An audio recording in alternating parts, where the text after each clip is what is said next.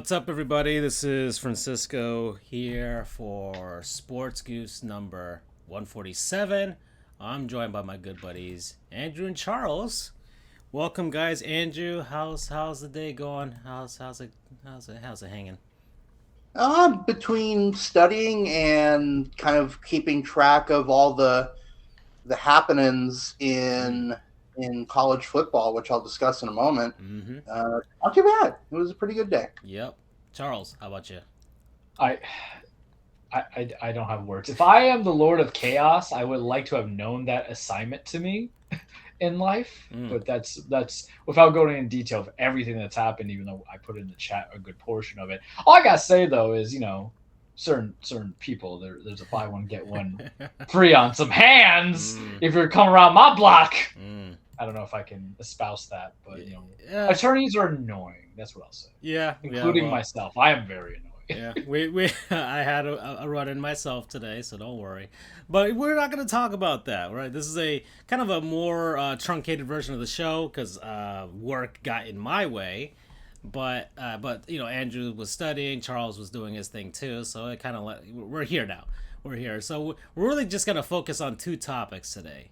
Right, we got the wrestling at the end of the show, but and there's baseball, but baseball's happening. Baseball happens. It goes on for on. Like it's not really that important. Next week we'll start figuring out who the all-star teams are, and then we'll have some stuff to talk about. The NHL draft is happening on Thursday, and NHL free agency will open up, and NBA free agency and all sort of stuff. So then we'll be able to open up. But this week we're just gonna. Because as on the top right of the screen here, I have our CFB open because our resident contributor and mod for there, Andrew. There's a lot of moving and shaking going on in the college football world. Shucking and jiving. Yeah. Moving and juking. Mm-hmm. So we're trying to make sense of it because in the next few years things are going to be really different, and the map. 2 seconds. Yeah. Like this episode title is some actual baseball, and we're not even going to touch a bit of baseball. I thought we would talk about baseball, but then like 40,000 things happened where 40 teams were moving across the world in college football, and I'm just like, and I thought about changing it, but I'm like, it'd be pretty funny if we just called this some actual baseball. It's the inside joke. If you watch the live stream, you actually see baseball in the background. Yeah, that's true. That's your encouragement to watch the podcast. Yeah. There's various versions of this, but there is some actual baseball happening, but we're probably just not going to talk about it. And you want to watch some virtual stuff, it's in the back. But and behind Andrew, I've got the Marlins game on because the Marlins are on fire right now. So and Shohei Ohtani, Mike Trout, and the fraudulent Los Angeles Angels of Anaheim, California, USA are here. So, all right, Andrew, I'm gonna put up the big screen here, unless you want to make this a whole Andrewverse thing. But let's just do Andrewverse. Why not? This is your wheelhouse. This is our CFB Andrew, which is really just Andrew. So wait, I got a question. Does that, if you've seen the Matrix, is it the second one's Revolution, right? No, Revelations. No, right? The second one's Matrix Revolution. Right? No, second one's Reloaded. Reloaded when Neo goes. I thought that was the video game. I don't remember. Or no, that was Enter the Matrix. That was Enter the Matrix. You remember when they see the architect? Well, this matters because if I'm misquoting the movie, so the architect, he just talks to Neo about everything about the universe and structure Matrix. This is Andrew with a white beard and white suit, sitting down my ignorant ass, who knows probably a good 30% of college football because the rest of it's rigged for the other 70%. So that's what I want people to imagine. Right. So I've got the big old board here with RCFB open with football. I'm still waiting for you to put Charles's quote on my screen somewhere. I got to get to it, and I got to get to the other Andrew verses that I made out of Dal E Mini. Look at this Terry, how he knows these things. Okay, so yes, let's do some work. Is there before we start? Is there like an actual? Is there like an article or something that kind of like I can post up here that kind of sort of summarizes things, or is RCFB good enough? If you just really, the only confirmed thing right now is that the only thing that's confirmed right now is the University of California at Los Angeles, so UCLA, and University of Southern California, USC, Okay. are moving to the Big Ten Conference. Yep. From the Pac-12. I'll just I helped. I contributed, guys. And by the way, if you have questions at any time, please feel free to ask. I do love the memes that came out when people found out those two California teams were going to be heading out to like the Midwest. Yeah, that's the closest team to them is Nebraska. Yeah, which is still not that close. It's like the Big Ten operates out of Nebraska, Minnesota, Iowa, Illinois, Indiana, Michigan, Wisconsin, Ohio, Pennsylvania, and New Jersey and Maryland. So basically, for the most part, more or less anything that's east of the Mississippi. They have a few outliers, like Nebraska, but that's it. That is the historic footprint of that conference. And as I was mentioning to Charles, and I said everything correctly. I did not make anything up, but I intentionally made it a little bit confusing because I just wanted to fuck with him. But the Big Ten is a conference of 14 teams, and it has been that way since 2011. You know what I said? This is Florida math. Florida education math, and I still couldn't get it. Polk County. Polk County. Polk County, baby. So let me give you a little bit of background about why this is so huge and monumental. And this comes actually almost a year exactly after Texas and Oklahoma kind of kicked off this latest round of realignment. There was a huge realignment back in the late 2000s, early 2010s, where you had a lot of teams shifting conferences. That just messed everything up. But in comparison to what's going on now is like nothing. But I say nothing, but it set the stage for this. This doesn't happen without those earlier realignments in the early 2010s. But anyway, I'm getting ahead of myself. So the Pac-12 conference is either itself, going back to its predecessor, is a very old conference. It dates back to 1915. This is the conference that is historically tied with the Big Ten, ironically, in the Rose Bowl. The history of it was the winner, the conference champion of the Big Ten and the conference champion of the Pac-12 would meet in California in the granddaddy of them all, Rose Bowl. It is a really historic conference, one of the oldest. So, and again, I'm looping their predecessor, the Pacific Coast Conference, in. So USC has been a member of this conference in one way or another since 1922, and UCLA since 1928. And this conference now operates out of Washington, Oregon, California, Arizona, Utah, and Colorado. And the teams in Utah and Colorado were relatively late adds. Those were only added in 2011. But historically, the conference is right on the West Coast. So the fact that these two, not only are they longtime members of the conference, but they bring in a shit ton of money because they're both Los Angeles schools. And that is losing those teams is like a stab to the gut. Those are two of their premier teams.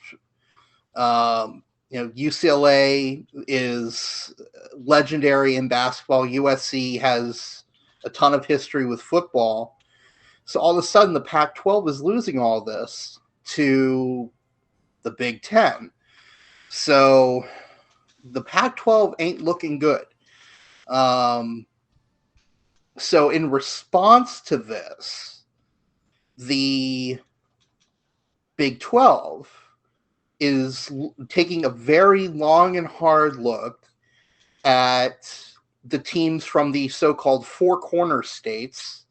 The Four Corners, by the way, are New Mexico, Arizona, Utah, and Colorado, because all four of their states meet up at one point. It's called the Four Corners. They actually have a cool monument out there. But anyway, so in this case, that would be Arizona, Arizona State, Colorado, and Utah. The Big 12 is looking to add those schools because those four schools, they're probably sensing, the writing is on the wall for the Pac-12 conference because, it's losing those two teams all of a sudden makes that conference very unstable. Can I ask a question here? No, you can't. Of course. Okay. What's the benefit? Because I'm kind of confused as to, because I think of it like historical rivalry, all Pacific teams. That kind of makes sense.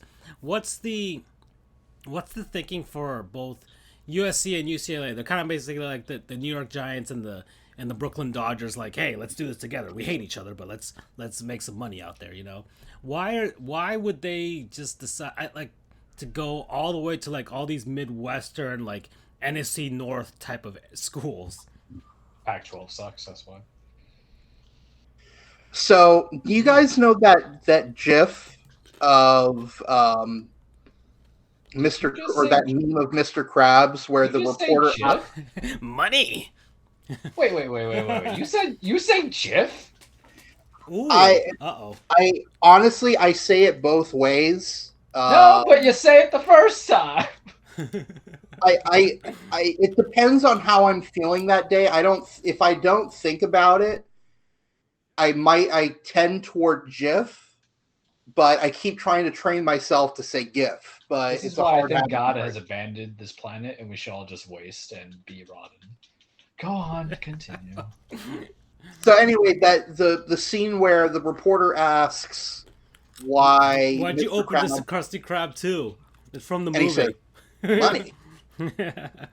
That's your answer right there. If that's the answer to your question, the Big Ten and the SEC are kind of in a war of which is the better conference, which makes the most money. It's almost like an arms race because the SEC grabbed what Texas and Oklahoma, right? So. So yeah, it's really become an arms race, and even though technically the Power Five still exists, doesn't ESPN also have the licensing rights to Big Ten on some of the streaming, if I'm not mistaken, on their ESPN Plus? Is the Big Ten Network an ESPN product? Yes. No, it's Fox.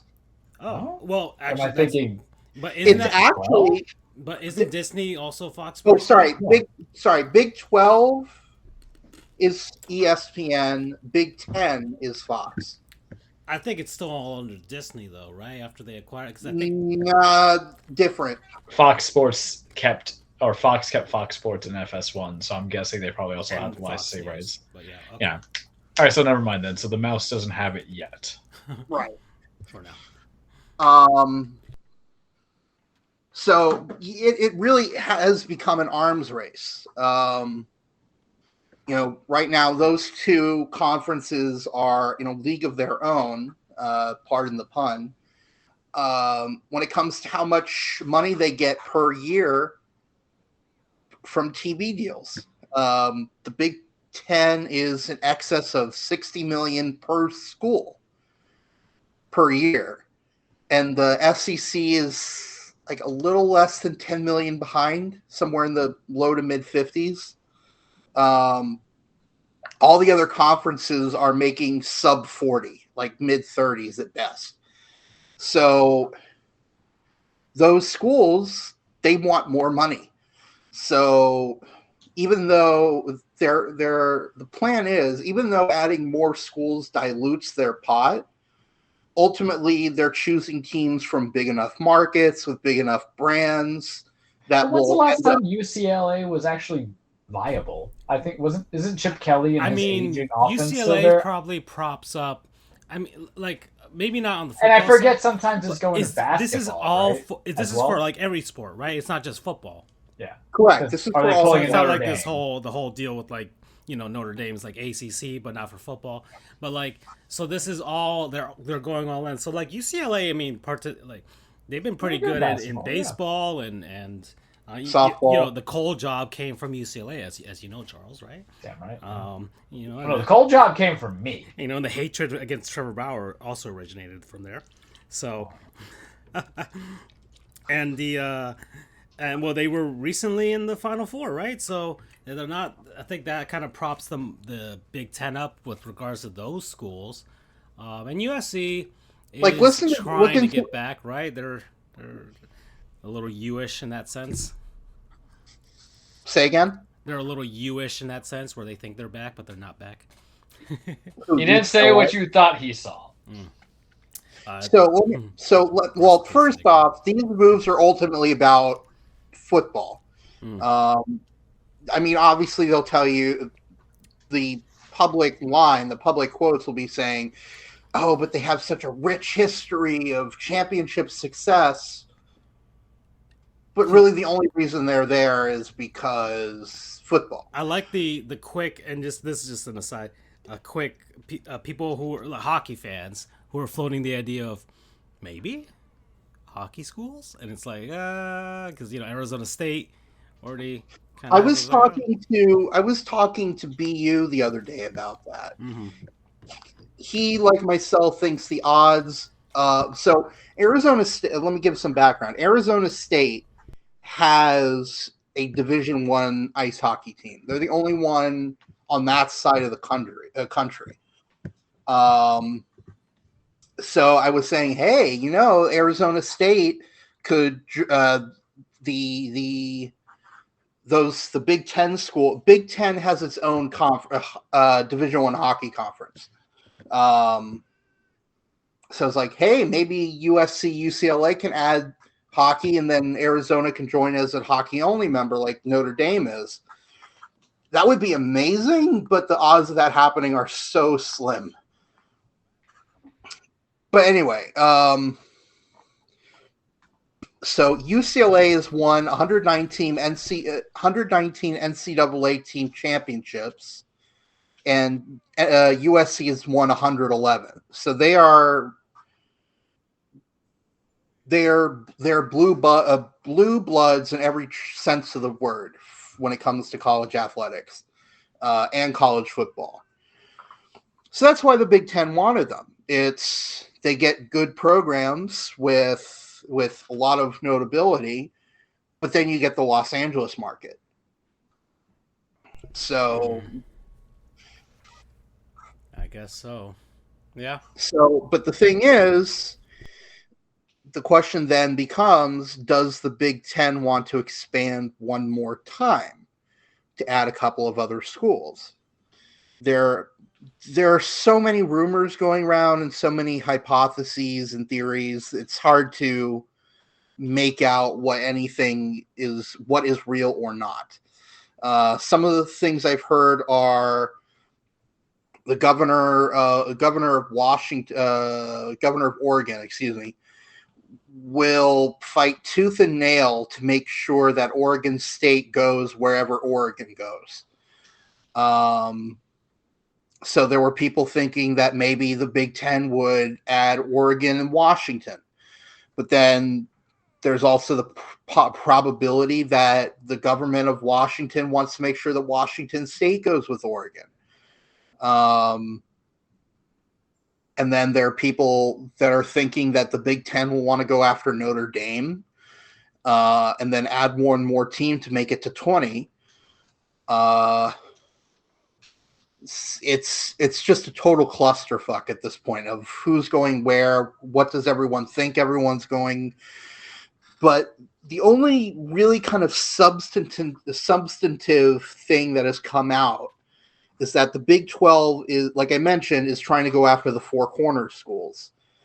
If that happens, then the Big 12 is essentially done. Because that would leave them with 8 teams and not per... Well, right. So it would leave them with 8 teams. And then there's also some thinking that the Oregon and Washington are going to go to the Big 12. If that's the case, that leaves the Big 12, the Pac-12 with 6 teams. And those are Washington State, Oregon State, hold on. Even I lose track. So let's say in the biggest possible scenario that the Four Corners schools plus Washington and Oregon leave. So that conference is left with Washington State, Oregon State, Cal, and Stanford. So they're down to 4 schools. At that point, that's unviable for a conference at that point. Question. Isn't Cal the school that led to Aaron Rodgers being brought in? They deserve to fold. Cal Berkeley. UC Well, right, UC Berkeley, but everyone, at least sporting-wise, calls it Cal. Right. I mean, and that's another thing that really shocked people, that UCLA left without Cal, because they're both part of the UC system. And technically, for all intents and purposes, at least academically, Berkeley is the flagship of the UC system. Yeah, it's always UC Berkeley or and then like Stanford, but Stanford's a private school, right? So correct. Yeah. So even though UCLA is the more stuff. So even though UCLA is more well known because of their athletic prowess, ultimately the numero uno school in that system is UC Berkeley. I just find it like the Pac-12, like you just think all the Pacific Coast, right? Like just a massive hole in Southern California where they wouldn't have a foothold. Like you would think, like where's San Diego State? What school? What conference are they in? They're in the Mountain West. Mountain West. Like, do you think they lure like just to get something? Just start jacking it in San Diego? Well, see, therein lies the potential. This is where you start getting into, I wonder who is going to go where, what's going to happen. So the Pac-12 is going to work as hard as it possibly can to try and convince Oregon and Washington to stay. Because if those 2 schools leave, that's it. Even if the Four Corners schools stay, they're still taking a massive hit by losing Oregon, which is kind of their flagship school in terms of national notability. Plus Uncle Phil, as they call him, Phil Knight, and his oodles of money for being the founder of Nike. So they have a big purse wherever they go. So the Pac-12 really wants to keep them. They're kind of the last linchpin of what could save that conference. It's a lot of moving parts, because if those 2 leave, then the Four Corners will absolutely leave. If the Four Corners leaves, that increases the chance that Oregon and Washington will leave as well. And then the probability is that Oregon and Washington would leave for the Big 12, because then they have schools that are relatively close to them, as opposed to they would have, if they went for the Big 10, their closest schools would be UCLA and USC, but then Nebraska. But if those 6 schools move together to the Big 12, then you have 5. Each school has 5 other schools within relatively low distance that you can play regularly against, and it really cuts down on your travel. So the thinking is the Pac-12, if they lose those schools, all 6 of them, then does it fold altogether, or do they try to reach some kind of an agreement with the Mountain West Conference where the 2 conferences combine? But that would take a lot of power away from them because the Mountain West is a relatively weak conference. It's very top heavy, as it were. Well, no, it's not the Conference USA, which is incredibly weak. It's probably upper tier when it comes to the Group of 5 conferences, but it's not the best either. You would think it'd be like at least. I'm just thinking like travel wise, like they're still close and all that stuff. It'd be geographically, good for them.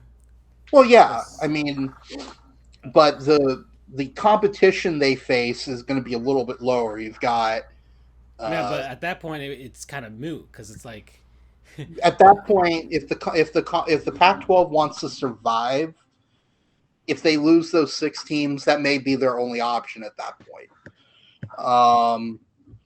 And the interesting thing is, last year, when Oklahoma and Texas left the Big 12, everyone thought that the Big 12 was on life support.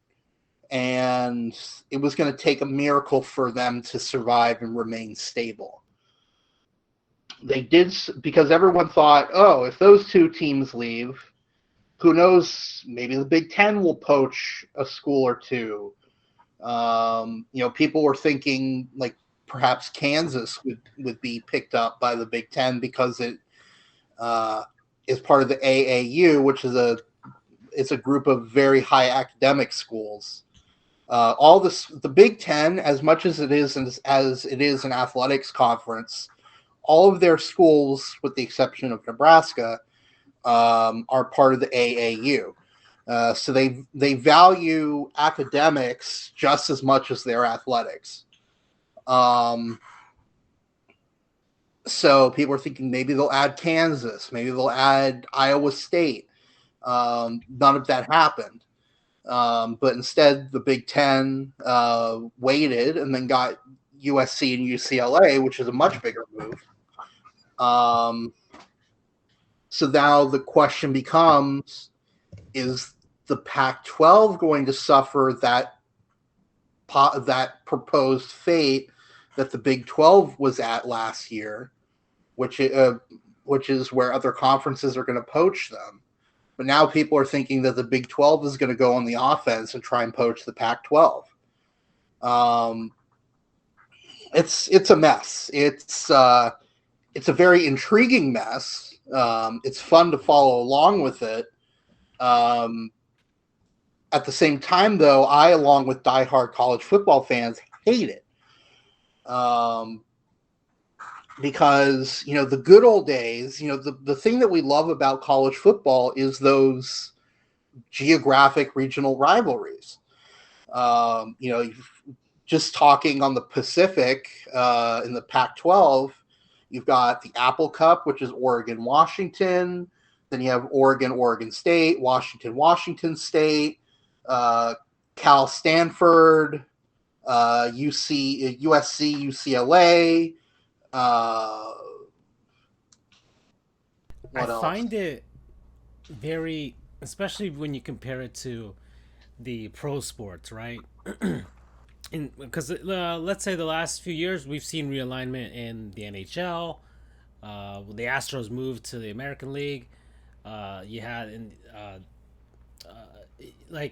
even when the NFL got to 32 teams, they did the whole realignment thing, and they specifically realigned in a way that kind of took advantage of those rivalries, like the NHL realignment. Let's go with that. Like the Atlantic Division. The Atlantic Division is just designed because like four of the or like I think yeah 4 of the original six teams are in that division. You got Boston, Right. Toronto, Montreal, Detroit.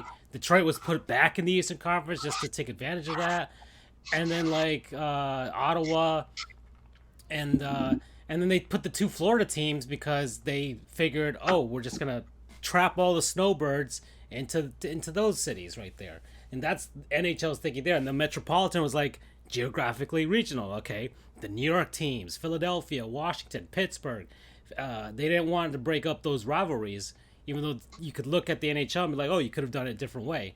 And then like the Pacific Division, the Central Division, and even the NFL. The only real weird one is the Dallas Cowboys in the NFC East, and that's only because they didn't want to break up the rivalry they had with the New York Giants and the Philadelphia Eagles and Washington. And so I just kind of find it funny that college football is just kind of like teams are willing to just drop, especially you were mentioning all these long time rivalries. And it's like, oh well, make more money. We'll make some new rivalries. That's kind of basically their thinking, right? That's a big thing that everyone's joking about is like, yes, the incredible rivalry of USC and fucking Nebraska. It's like I know I keep making fun of Nebraska, but they are so easy to make fun of. Just like Polk County. Just like Nebraska, the Polk County of the United States. Nebraska, the Polk County of college football. So we get death threats from kids from Winter Haven. You don't say those things about us. It's unfortunate because I mean you're absolutely right, Francisco, and I hadn't considered that pro sports retains a lot of its rivalries. The problem, though, is that there isn't really one overarching body. Well, body. Yeah. It's not like a league where it's like, okay, it's really financially they're but college football or college athletics, let's say, are more loosey-goosey about it. Right? There's no commissioner of college sports that's trying to keep it all together, and even though they're basically like, all these conferences were just made to benefit those said schools, and by adding more, it benefits them in that sense. I just kind of find it funny that, like, in a given year, every college football team is not going to face the other college football teams, you know? Right. So but the thing is, as great as those sports rivalries are, or the pro rivalries are, they don't compare. They don't hold a flame for the most part. I mean, Yankees Red Sox is one thing, but on the whole, college football rivalries are significantly more intense than pro rivalries. Yeah, it's because people were passionate about it. Many people peaked in college, so that's why they hang on to that too. So that's also a thing. And many people who never actually went to college can kind of sort of pretend that they went to college by cheering for those teams. Like in Polk County, all those Polk County people, they like the Gators, and so I mean, case in point, I didn't go to UM, but my indoctrination in college football was because of the fact that I lived in Miami a little bit ahead of time. So you can get people who don't even go to the school that applied, and they're like, "Nah, we don't want you." Yeah, like 90% of Miami hasn't even set foot on the campus. To be fair, I did get a conditional offer from UM, but I was like, no, I ain't got time for this stuff. You're either in it or out. I got time for that $60,000 tuition. Still broke even going to a public university. Yeah, exactly. Yeah, well, but still. So it's a very sad time for college football, college sports diehards. I find it just kind of like the conglomeration of all of these conferences. I'm sure it's gonna make money in the long run, but I don't know how good it's gonna be overall. We'll see. We'll see how the level of competition is and all that type of stuff. I don't know if it'll affect certain I'd love it if maybe more teams will adding to the SEC will actually break up the shit with Alabama and all that type of stuff. But even then, well, the one thing that a lot of people are thinking is going to end up happening is, and some people actually just want it to happen, so we don't have to deal with this shit anymore. But a lot of people are thinking that the Big Ten and the SEC might essentially break off and do their own Power 2, where they claim a national champion. Their respective conferences meet in a quote-unquote national championship game. Or so it'd be almost like the equivalent of the AFL, NFL before they merged. Or the American League and National League when they decided on a World Series. Right. That would be essentially the functional equivalent. I don't hate it, but you really lose out on that main money that comes from like a national football game. At the end of the day, that's what they're there for. Right. And that's the sad thing, because people love that kind of, look at March Madness. Everyone loves the Cinderella. And college football has the ability to be that, but they just choose not to. As it stands, old Sam whatever out in Alabama with his car dealership ain't gonna let that happen. Let his Roll Tide lose money and championships and all that. Right. As it stands, the Power 5 conferences already have a huge step up over the Group of 5. A non-power conference hasn't won a consensus national championship since BYU in 1984, I think. We're talking Ty Detmer. That's how old we're going here. So as it stands, the Group of 5 schools really don't stand much of a chance of getting into the college football playoff. Cincinnati just broke through this past season. But that took Houston having a really good year, UCF have 2 really good years. All of it kind of built up and added up to eventually Cincinnati breaking through. But Oregon got through to the national championship and they got obliterated. That's the game where Jameis Winston tripped and fell, and then the referee fell. That was the semifinal that year. I'm sure you remember that, Francisco. Yeah. All right. But anyway, so yeah, it's the reality of college sports now that money trumps everything. And I could feel like Andrew's optimism just fading away hearing that statement. It breaks my heart because I think out of the 3 of us, Andrew's actually pretty there is hope. There is hope. He's our Dickensian, sports podcaster, our sports goof versus me and Francisco.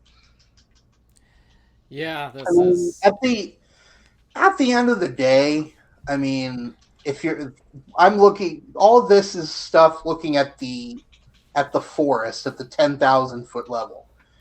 If you're down at the tree by tree level, nothing really changes for you if you're not one of those 2 conferences, because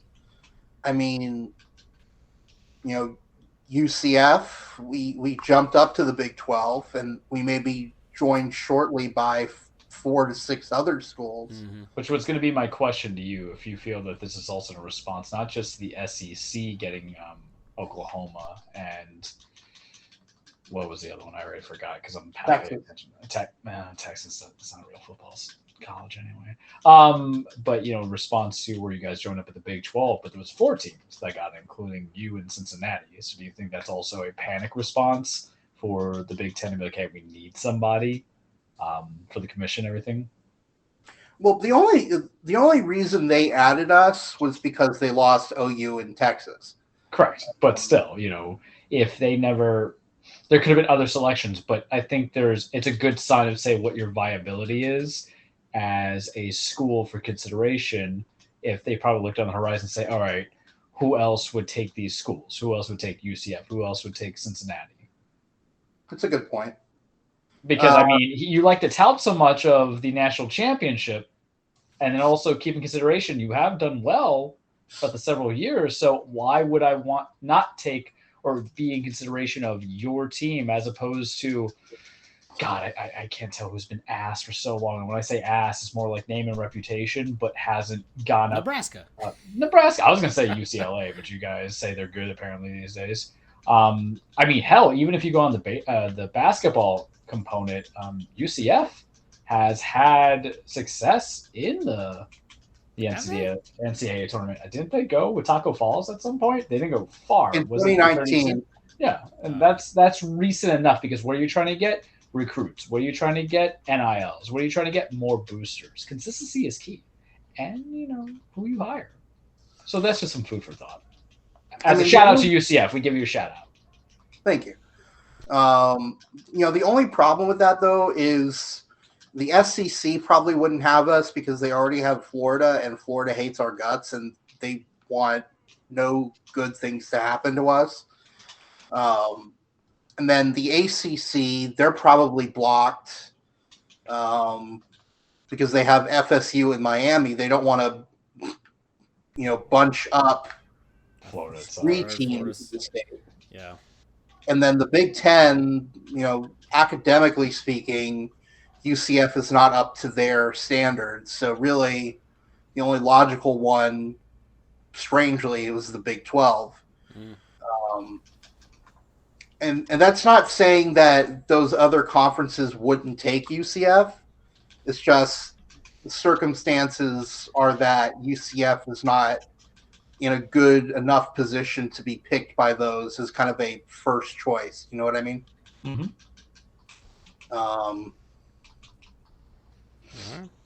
But like I said, at the end of the day, UCF is in a much better conference, is going to be making more money. The group of 5s are still going to be getting the short end of the stick. So at the end of the day, at the local level, not really much changes. It just consolidates more power, which is very unfortunate. Okay. That's basically about it for now, right? For now. Unless you guys have additional questions. I would put an input of things I know because I have to be hamburger helper or restaurant and I help kind of thing. ACC is getting rid of interconference divisions or whatever the hell they call it. I was part of the news. Yes. A lot of conferences are getting rid of the divisional format. Mm-hmm.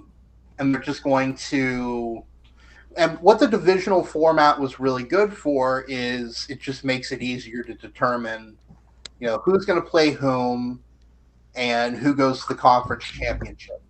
But now there's not really a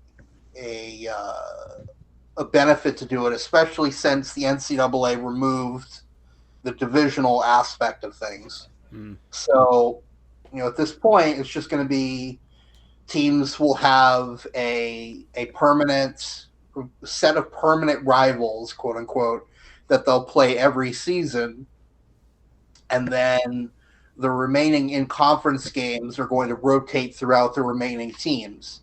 Almost. And you won't see especially if these teams are going to get big, right? You're not going to see every team. So they'll have to kind of pick up like Which is a an disadvantage if you're Miami and you just want to be like, hey, we beat Clemson once. Please consider us as legitimate instead of making this Mario Cristobal hire useless. Mm. Because that's the thing. They're going to get preferential. Well, I don't want to say there's preferential treatment, but let's say if you're taking out the interconferences in there and you don't play the bigger names per your conference, then you get the easy stage. So that leaves you out of selection, I feel, as a possibility. Yeah, and it also breaks up the whole, concept of the Atlantic is the stronger division versus the Coastal Division or the SEC West. The SEC is thinking about doing it. They haven't confirmed it yet.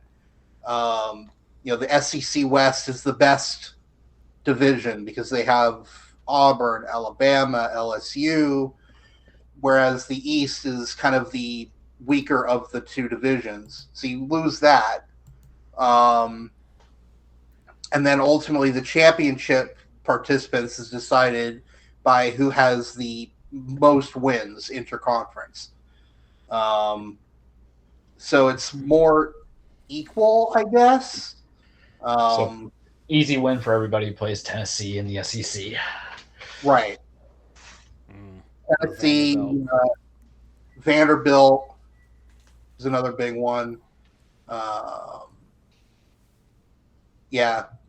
A couple of the SEC schools are just punching bags at this point. They're just in it just to. But now everybody gets to use them as punching bags. Yeah. Oh. All right, guys. So we're at 47 minutes. It is 8:51 Eastern on our time. So let's just try and get a word from our non-sponsors here. All right. So people, places, things, concepts, what have you that we have been enjoying over the last week. I've started the last few times. Who wants to go first? I'll go. All right. So my non-sponsor, I'll make it quick. It's a food sponsor. It is Ajinomoto.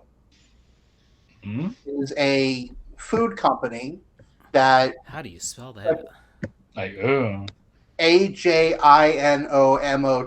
Wow, I butchered that in my head. I thought Ajinomoto, like Gen was right. It's Japanese, so there we go. Ajinomoto.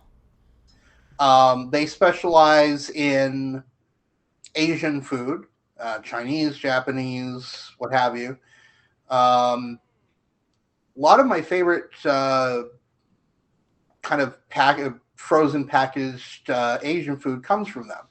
They make ramen, they make pot stickers, they make dumplings, they make fried rice. So I'm saying for the company in general, what made me think of it is because for dinner I'm having their Ling Ling pot stickers, which are quite good, by the way. It's not going to be as good as something you'd get from a restaurant because few frozen foods really are restaurant quality, but it's pretty good. I would recommend it. You usually can just get I get them from Sam's or Costco. I assume that they sell it at other locations at regular stores. But that's where I usually get it. If you're in the craving for some quick and easy, pretty good Asian food, you can't go wrong with Ajinomoto. Promo code hard to spell. Okay, I guess I'll go next. I kind of have two, but it's because they're both YouTubers, so I'm gonna shout out two YouTube channels. One of them is, there we go. Let me get on YouTube. One is his name is Joel Haver. Oh, I love Joel. Yes, so Joel Haver, I've kind of been binging his stuff lately. He does some pretty funny things, and he's a very humble YouTuber because it took him a long time just to get to this point of success. He's got 1.59 million subscribers right now. He's based out of like New England, so he's somewhere in like New Hampshire or Vermont, one of those states up there. And he just does a lot of short videos. So they're not long. They don't overstay their welcome. They're just all these little shorts that he writes up and does with his friends and other people he knows. And it's just weird comedy, all right? Like Tim and Eric, right? If you like Tim and Eric, you'll like him. I like Tim and Eric, so thus I like him. He does various different videos. The latest one where he's like science documentary narrator, bumps into an acquaintance from high school. They're just really out of left field concepts that he writes up, but it's funny. It's super funny. He also has this line of animations that he does in like this pretty strange style that looks pretty good. They did so cool. Yeah, they look really cool. They usually do things on pop culture. He's done stuff about like hearing an enemy music in an RPG game, or playing an RPG for the second time, or returning to an RPG after a long time not playing it. He recently did a Batman one, which was kind of weird but funny. And he does I think he's done it the last 3 years. He's during the Oscars, rather than instead of watching the actual Oscars, because the Oscars are terrible and nobody watches them, and unless Will Smith slaps somebody, he actually takes about like 3 hours to try and create a movie from scratch, like just off the top of his head, like just do a movie, just film it with whatever you got around you, trying to write up a script, try and get whoever you can into it, and just do a movie. And so he's done a few of those. He's done semi feature length projects here. I think I've seen like one of them, but they're just strange. Like, it's all Tim and Eric stuff, and some of these are just like off the top of his head. So this guy's good. He's good. So he kind of just kept plugging away at it, and then finally the YouTube algorithm worked in his favor. So Joel Haver. So that's one. And then the other one is called, I'm trying to get the right name for this. Okay, it's his name is Man Carrying Thing. Okay. So he's in the same style as Joel Haver, not as high quality, because he doesn't have all the stuff, and I don't think he comes from a film background like I think Joel does. But he's also he does all these little shorts. They're much shorter. They're very quick things. Like Sony, now that Morbius flopped again, which was pretty funny. PG-13 movies after using up their one F word. Why is Landman Dragon on my screen? That's Wheel of Time. Don't get me started on that show. Show's trash. Yeah, he talks about different shows and movies, and he actually reviews books too. So I know Charles is an avid reader, so he does review books too. So he does like these parody videos, and every once in a while he'll do like an actual sincere one. He does video essays as well for books and everything like that. And his wife also has a accompanying channel, Woman Carrying Man. So, but it's good. He's good. He's just a guy that he got his degree right now. He's in his late 20s and stuff like that now, and they're good videos. They're good short videos, and I like them too. So so promo code for both of these guys, Tim and Eric. That's who they remind me of. I mean, I'm not gonna lie. And, that's surreal, kind of weird, out of left field comedy. Okay, that's it for me. So, it was 4th of July weekend, and they usually like to marathon the crap out of everything. Come 4th of July, so either you get the Born on the 4th of July by Oliver Stone, you either get The Patriot with Mel Gibson, you might get a couple other movies, you might get a couple of Captain Americas. But that's not my form of entertainment. That's not how I show my patriotism. Yes, it is still there, even though I'm heavily critiquing, because that's what you're supposed to do in today's days and times, or any time, really. You're allowed to criticize things and go from there. You're also allowed to enjoy your form of medium for how you should view your independence. And for me, I think I had to go to my sister's for her barbecue later that day, so I was already kind of like a griping mood. And every now and then, guys, I can be kind of an intense personality. You both know this, personally and professionally. And sometimes, aside from being an intense personality, I can kind of be a dick and be more cynical, borderline be a nihilist. But there is one movie that shows me, and since it's Wheel of Time, I'm going to use a Wheel of Time reference, that gives me a memory of light that can awaken the positivity in my soul. It's the movie equivalent of Journey's Don't Stop Believing. Hold on to that feeling, streetlights people, whoa. It also is probably what I would watch every 4th of July, and then just have one of the movies as a marathon. But even though I feel you only need to see one, but I don't know if it was AMC, I think it was AMC. AMC was playing Rocky, and I love every bit of that movie. It is in my top 10, probably my number 6, and it is properly patriotic because you have Apollo Creed just dressing up in all that red, white, and blue. But if you have not seen Rocky, young kids, because you all people like me, there's no excuse at this point. Basically, the underdog, Rocky Balboa, the Italian stallion, gets picked to go against Apollo Creed, the champion. 15 rounds boxing. Sylvester Stallone wrote and directed.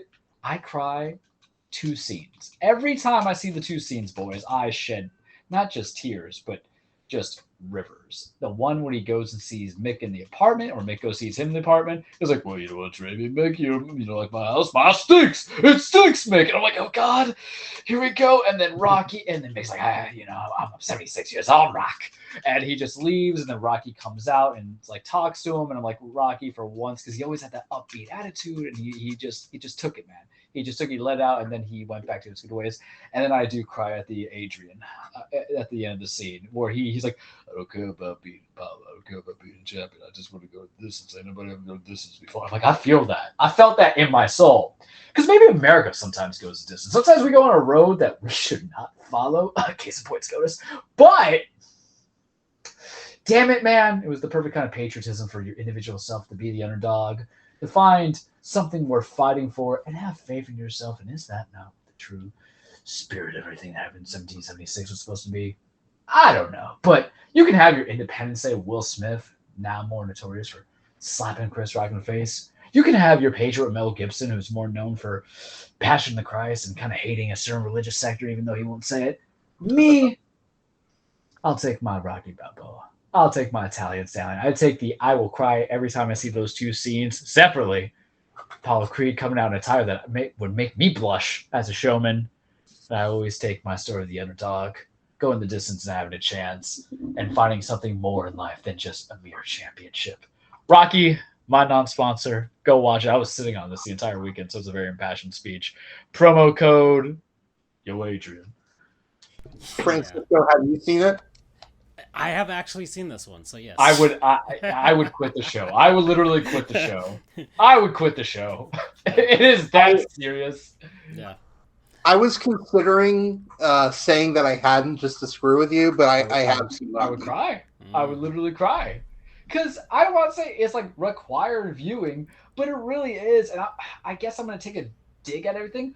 When all these other shows and movies are so unexceptional and generic and formulaic and unnecessary, Avatar 2 through 5, and kind of unoriginal or just for cheap laughs, you got something that really hit the heart. And sometimes, you know what the problem is?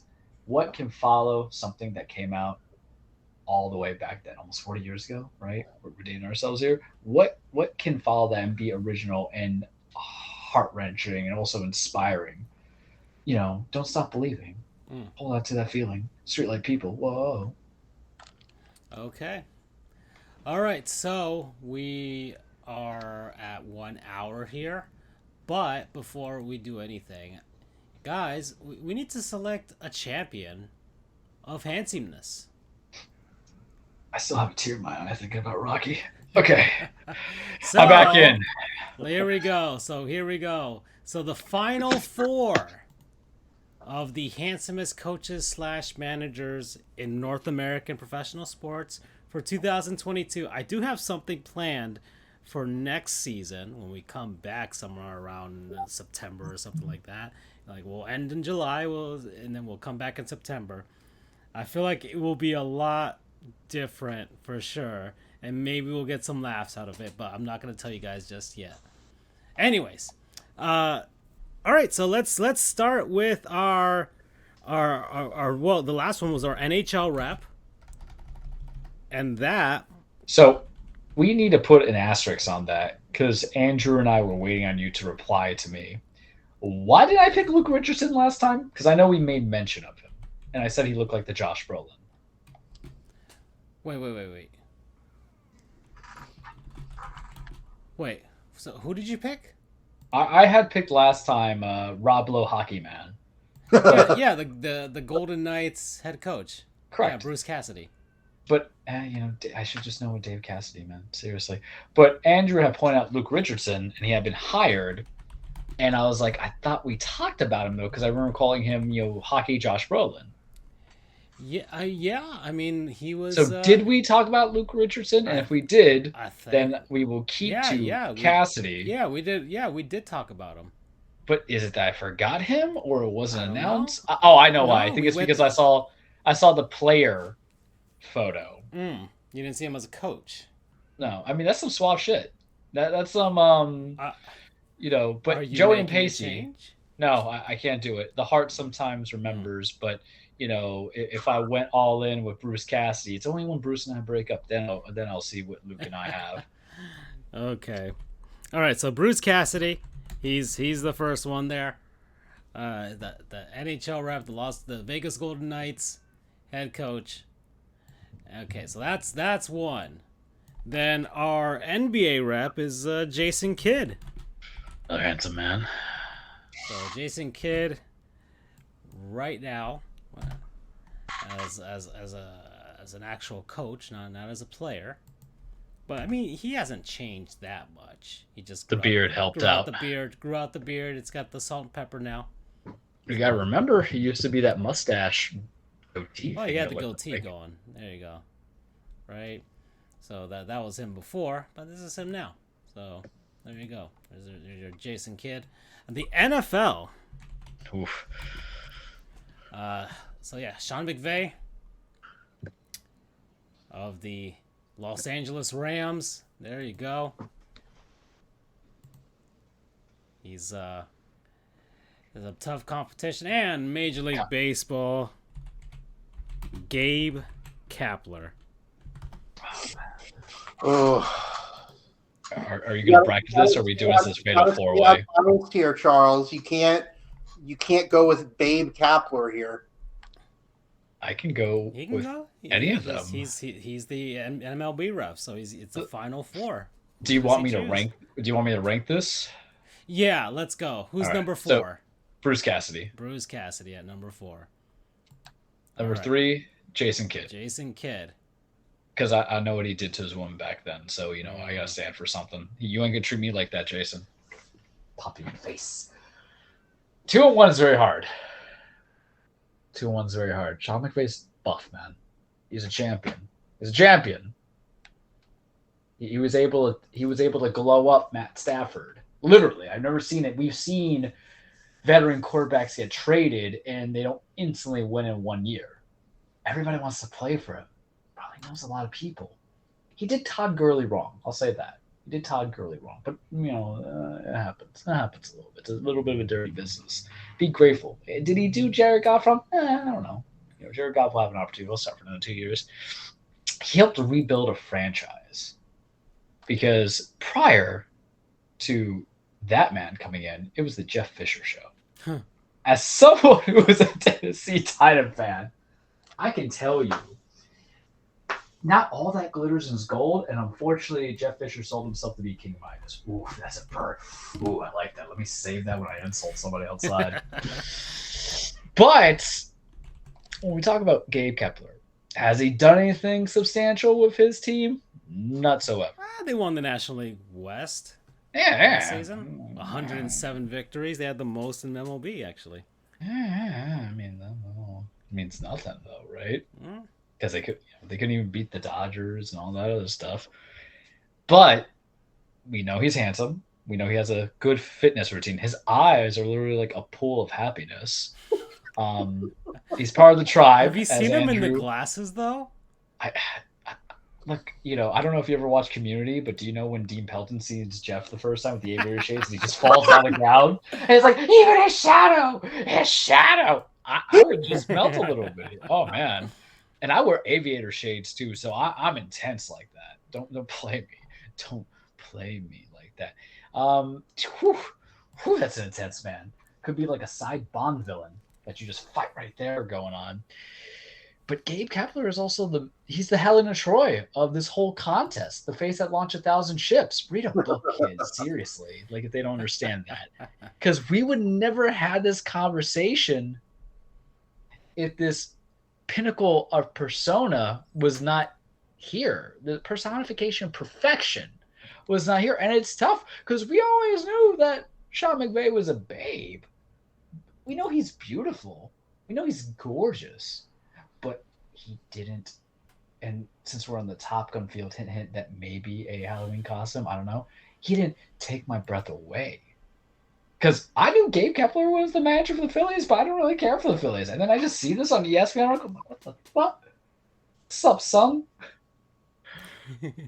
I ain't even swing that way, but you're going to make me happy. So because it's the Helena Troy, it's gotta be Sean's number 2 and Gabe's number 1, and plus the nickname, Babe Kepler. What am I gonna do? Sean McVay does work out pretty well though. Holy shit, that's a good one. But you know what? This is 2022, man. If everybody can be a polyamorous relationship, I can be too. When it comes to this nonsense, it's Sean McVay. What can you do with Jason Kidd's nickname? Basin Kid, and then Bruce Cassidy, Bruce Bassity, Boo Cassidy. No, that makes me think Cassidy. I'm his Sundance Kid. That's probably the only thing you can do. He's my Bruce Cassidy. I'm his Sundance Kid. Look, he's there by default, and sometimes being invited to dance is better than not dancing at all, right? We go to with Sean McVay. With all respect, he is a winner, but we go Gabe Kepler as the Babe Kepler as the Helena Troy. Now, if we make this into an annual thing, and it could be because firings come and go, we could just make it a speedier thing and not having to revisit each one. But if no one changes the conference, I think it's doing this yearly may not work because there might be not much movement. But we could always just be like, okay, these are the new guys who just got hired this year, and just do like a whole thing just for those guys, round robins. Yeah, and they see if they can unseat the king. Oh man. Unless, and the only other asterisk I'll put, if we have any change of hairstyle or body change, like if Andy Reid comes out looking 250 pounds of pure muscle, looking more like Mario than actually Wario's more buff, so looking more like Wario than Mario. Those are all things under contention. Because sometimes, listen, man, I'm just saying, if Mike Vrabel comes off in a cutoff, game might be over. That dude's got some guns, man. He ain't gonna play. Change that hair out. Like Tony La Russa, there's nothing you can do, buddy. You're on like the fugly side. And Nick Nurse, we love you, but you're still goofy, bro. You're still goofy to me. I don't know what to say. All right. So we're gonna crown it. The Helena Troy is, Gabe Kepler, and I'm gonna call him. Look, I'm his daddy. I'm gonna call him whatever I want. All right. And then Sean McVay, you're just, oh man, it's okay, Pat. It's okay, bud. You maybe next year. And just for good measure, I have Nick Nurse up here. Nick Nurse is goofy. He's adorable, but he's goofy, man. Yeah. Nick Nurse is what Nick Nurse is what Mad TV parodies people. I don't know if you heard of the comedian Mike Birbiglia, but he reminds me of him. No. You see, Nick Nurse reminds me of like what a substitute teacher would look like on Mad TV that wasn't the AA Ron by Keegan Michael Key or whatever his name is. Yeah. Okay. Well, right. We're at an hour and 10. So this is fun. This is a fun competition that just kind of man, spurred out of nothing, but that it was really really fun going through like a whole month of this. A whole month of this. We did He's our beauty and yeah he's grace. He's got a handsome face. That's the intro. yeah. So I do have something planned for next season, so we're gonna get ready for that, and I'm sure you guys are gonna get a huge laugh out of that. And yeah, well, that's it for that. We're running short on time here in this shorter version of our show, and let's head on over to the cage, Charles. Now, if you can, kind of calm down there a bit. You ready? Well, yeah, we're going to go from something that titillated my juices, that titillate the juices every week that we're in. Welcome, everybody, to your weekly Truplex of Cage with Charles. Full disclosure, full reminder, wrestling is not fake. It is scripted. It's a stage fight. It is a song and dance about men and women being the holy hell of each other, trying to accomplish some big things in life, establish their legacies, cement their legacies, win some championships, beat the holy hell of each other, as we mentioned, make them bleed a little bit, and more or less provide me with what I need for entertainment in life, because Lord knows when you're an attorney and you host a podcast show and all you want to do for almost 5 weeks is just talk about wrestling, and then crazy-ish happens and it prevents you from doing what is the only thing I'm notable for, it changes you a little bit. I went from being just a geeky guy who likes wrestling to like deep throat in that sense of like, here's the information that I have. I'm the insider on all these things, not wrestling because I have the news. I hated it. I just want to complain. It's there's a title change. Look at that's right, because it's Dynamite. Wednesday threw my head off. Well, that's a spoiler. Oh to me. Yeah, that's right. Maybe I wanted to watch this. Things happen in wrestling. That's how we'll start this off.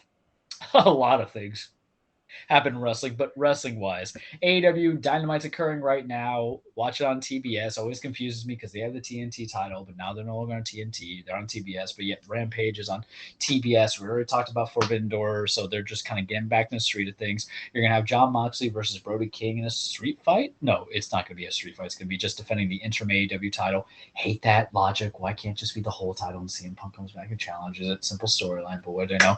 It was a TNT title street fight between Scorpio Sky and Wardlow. Wardlow, the guy who beat up MJF and has been powerbombing people all throughout. Yes, that Wardlow. Did you just get spoiled that he won the TNT title in that street fight, Charles? Yes, I did. Is that good for him? It's fine. My concern sometimes is when your momentum is too hot to handle and then giving them a mid-card title. What does that mean? Is it catastrophic to their push? Is it saying, hey, we're going to see how you do with the mid-card title, and then they push you to the main event? Is it saying, hey, we don't necessarily have a main event? What's so bad about the TNT title? Well, it's kind of sucked for the last couple months with the hot potato in between Cody Rhodes, who's now over in WWE, Sammy Guevara, Scorpio Sky, Sammy Guevara again. Cody was probably hiding in a mask. Back to Scorpio Sky.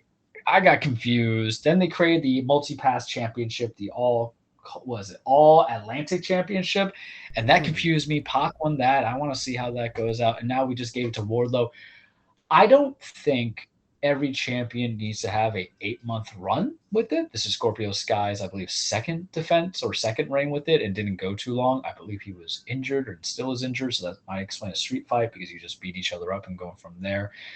But I need legitimacy when you're doing title hopping, because what happened between Sammy and Scorpio really didn't put that credibility on the TNT title. It felt more like Sasha Banks and Charlotte Flair a couple years back for the Raw women's title, where they like exchanged 3 title reigns between each other in the span of like a month and a half. Bad move, can't do it. What this does give me, the juices are titillated. I'll explain where that comes from in a second. No, I didn't create it my own. I'm surprised. You're going to have possibly Wardlow versus Miro. That Miro? Yeah, that Miro. The Bulgarian guy used to be Rusev? Yeah, that guy. The one who was probably the second best, or if not the best TNT champion, not counting the late, Brody Lee. Yeah, that's what we're talking about. Because Miro at least has some good matches. He called himself God's favorite champion, basically saying that he was going to fight God since he lost his title, and then he got hurt and went on the shelf, and now he's back. So what do I love in my wrestling, boys? Aside from excellent technical wrestling, I like meat slapping meat. Wardlow's a big meaty boy. Rico is a big Bulgarian meaty boy. I'm gonna get some of that slapping. Sign me up, please. Other stuff's going on in AEW that we'll talk about next week to keep the show brief, but also because I don't want to go too much into it. I still hate the AEW interim title. I don't understand it, guys. It just makes no sense to me. That's like saying, hey, we don't have a call. That's like saying we vacate the end. I could do this. I can bring back to Andrew. Hey, we vacated USC's wins, because of the Reggie Bush incident. So the second place person is going to be the interim champion until we determine anything about reinstating. I don't understand. Can they even petition for reinstatement? I feel like they should, but that's just me. Going back to times, kids, because we're going into a field I don't know, so let's bring into our field. New Japan things, it's happening. Jay White, he's going to be feuding against some people. I still don't know how I feel about Tetsuya Naito not being part of the Forbidden Door. He was kind of disappointed with it.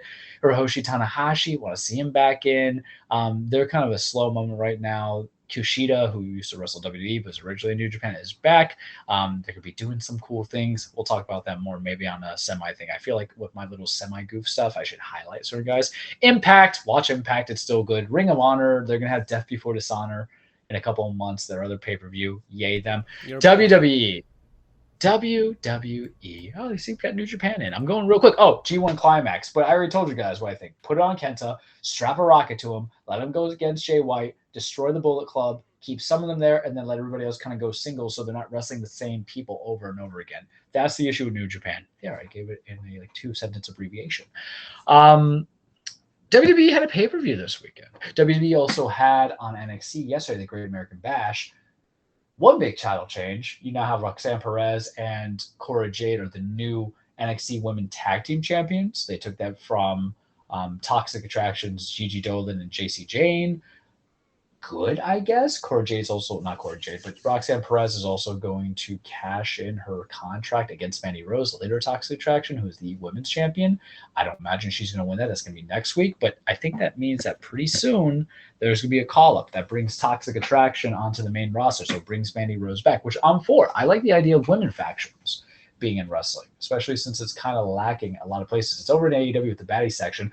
Follow my boy Stokely Hathaway on his Twitter, Big Stoke. Follow us on the Twitter at JoJR, Charles the True, Dan Frijoles. But he is heading out with Jade Cargill, because there's two Jades, so I had to make sure not to confuse myself, boys. It's confusing sometimes. Jade Cargill, Red Velvet's on there, Kiera Hogan's on there. So I like the idea on WWE's main roster. You do have some factions going from there, and that can benefit it along the way. Last night also they had Bronson. He's not Bronson Steiner. He's Braun Breaker going against Cameron Guns to defend his title. Braun retained.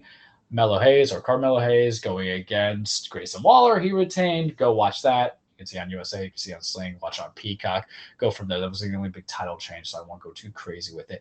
Money in the Bank was this weekend. I watched it. I didn't watch it the same night. I just kind of split the baby. So Money in the Bank is like that controversial, hey, it's like, a fifth big pay-per-view of the year because you have Royal Rumble, SummerSlam, you have Survivor Series, and you have WrestleMania being the biggest. But Money in the Bank kind of has that excitement. Remember what it's about. Oh, hey, whoever wins the contract from the ladder, the little briefcase, can cash in their title anytime, any way, any form, any pay-per-view, any show. I just want to understand. So they grab the thing at the top of the ladder, right? Mm-hmm. And they can utilize that to cash in a contract on the main championship at any point. So let's say if it's basically like they get an opportunity to challenge for it. Yeah. Okay. But it can happen literally right there. So, and that leads to the point. So I'll give you an example. Oh. Go ahead, friend. Go ahead, Andrew.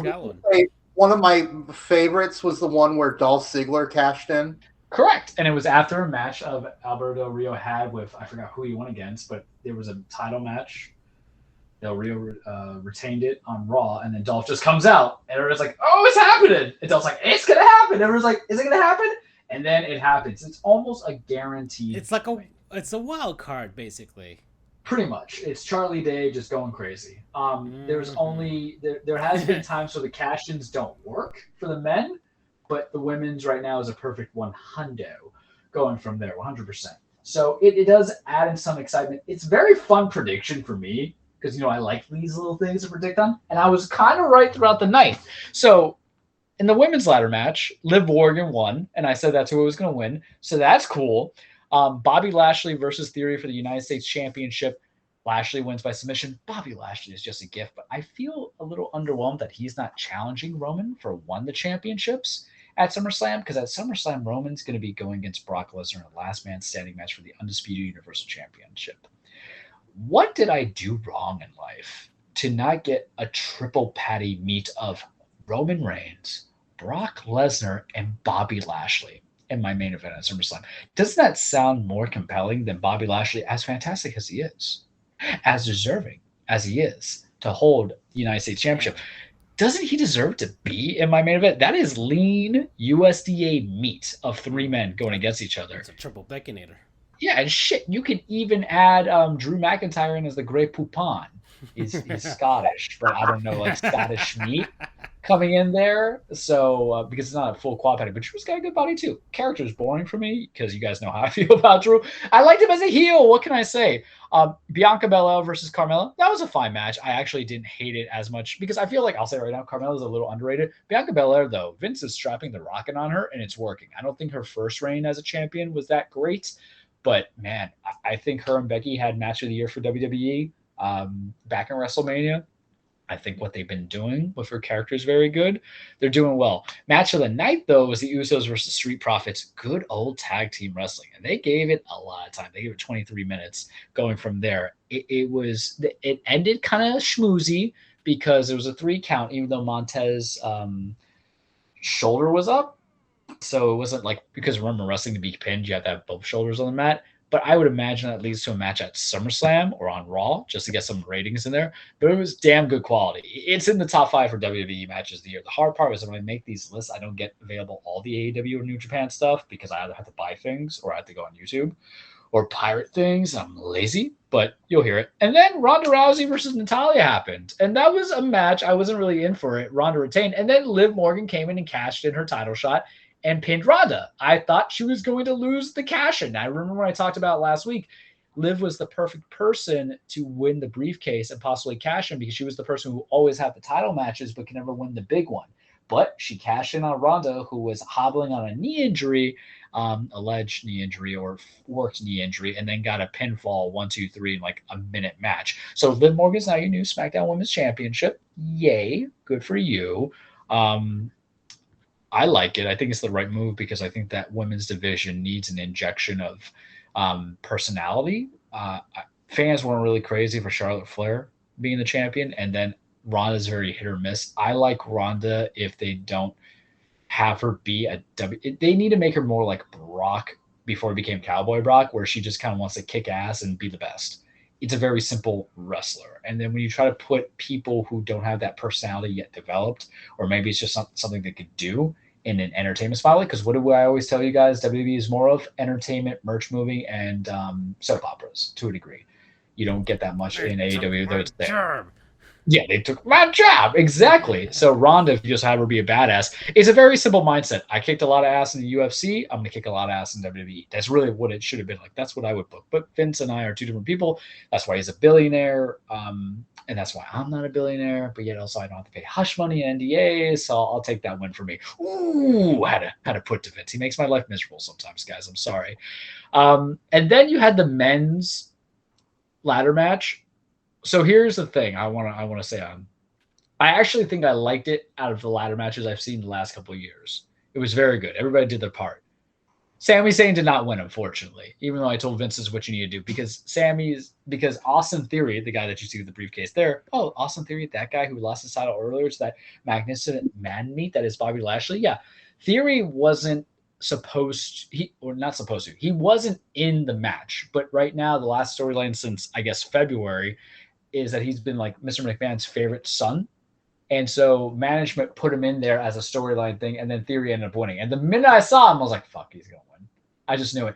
I don't hate it per se if the whole storyline is him getting preferential treatment from the establishment leads him to winning a title, because he might cash in on Roman. He's going to have a match with Bobby at SummerSlam to get a rematch for his U.S. belt, but he stated he's also going to cash in on Roman. So it's either Theory's going to fail. Hear me out, guys. Theory's either going to fail his cash in, which works because I think actually, if you think about it, it makes Roman a face a little bit because Theory is the next big thing in Vince McMahon's eyes, but Roman Reigns like, I'm the present, and you need to acknowledge me because I'm your tribal chief, and we acknowledge you, Roman. We acknowledge you. Or hear me out, because I have a hard time believing a lot of people can beat Roman, and I feel that is going to be set for Drew McIntyre to do at Clash of the Castle, which is a UK pay-per-view that's happening in August or September. So it's all set in pieces, but you can have Theory cash in and get one of the titles, but you can keep that stipulation I told you about where it properly splits the two belts back.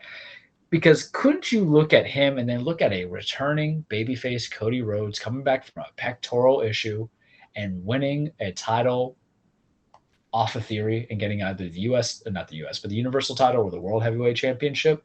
I think that works because I still want my whole Seth Rollins wins the title. I think he deserves to be rewarded for carrying the organization on his back the last 6 months with his character work and his match work. But I do feel the best way for Cody to have full closure is winning the title off of Seth at some point. So either you can have Seth beat Theory, but it doesn't work when everybody's kind of like a heel versus a heel. But, you know, you can have also Theory having that preferential shit because you're building up a guy that you're not supposed to like. You're not supposed to have go home heat, but you're supposed to be like, I want this guy to lose heat. So imagine he's been offered every opportunity that other people couldn't get. He hasn't worked a day in his life basically to get that championship. And then somebody's like, I'm sick of this. I'm going to challenge this guy. I'm going to beat him. And then that person loses. And then that next person loses. But it's a baton of inspiration and motivation so someone can finally dethrone this man, this establishment, and go to the distance to take that championship, kind of like Rocky. I can live with that storyline, but that's long-term booking. But Vince thinks longer than I do, but I daydream a lot. And that's all I got for you this week on the Cage. Oh, all right.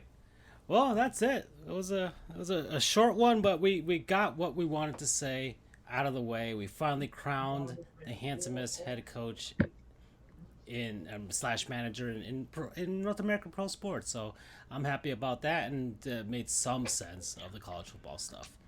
All right, guys. Well, next week we might actually talk about some baseball. Oh, we did technically if we crowned a baseball manager as the that's right. most handsome current, manager slash coach. So yeah, take that as it is. That's right. So we'll leave it at that. Bye, everybody. Good night. Take care.